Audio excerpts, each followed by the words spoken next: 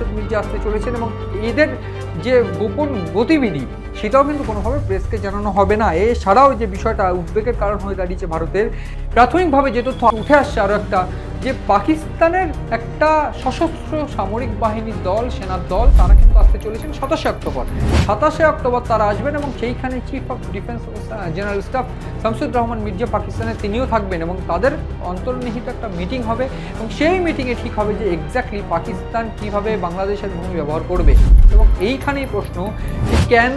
এই যে বিষয়টা হবে। যদিও আমি বলে রাখতে চাইবো, দুটো প্রেস ব্রিফ সেটা কিন্তু সম্প্রতি বাংলাদেশ করেছে, একেবারে বলা ভালো দুটো প্রেস ব্রিফের যে গুরুত্বপূর্ণ ছিল, যেখানে শাহিদ শামসাদ মির্জা আসতে চলেছেন এই একটা বিষয়, এবং অন্যদিকে দ্বিতীয় প্রকাশ যেটা ছিল ঢাকায় পাকিস্তানের রাষ্ট্রদূত ইমরান হায়দার এবং বাংলাদেশের পররাষ্ট্র বিষয়ক উপদেষ্টা মোহাম্মদ তৌহিদ হোসেনের বৈঠক ছিল। এবং বৈঠকের পর 27 অক্টোবর এই যে যারা আসছে, আমরা বলা হয় সামরিক কর্তা যারা আসছে, সামরিক কর্তাদের সঙ্গে এই মুহূর্তে দাঁড়িয়ে বাংলাদেশের যে সম্পর্ক সেটা যেমন পাকিস্তানের সঙ্গে সামরিক দিক থেকে যোগাযোগ বাড়বে, সেরকম অর্থনৈতিক এবং অন্যান্য দিক থেকে বেশ কয়েকটি ফোরামও কিন্তু এবার বাংলাদেশ এবং পাকিস্তান চালু করতে চলেছে, এবং যেইটা এই মুহূর্তে দাঁড়িয়ে সব থেকে ভয়ানক আকার ধারণ করতে পারে ভারতের জন্য। এবং তারা এবং এই যে 8 জনের যে দল, বলা ভালো একটা সামরিক মহড়া হবে,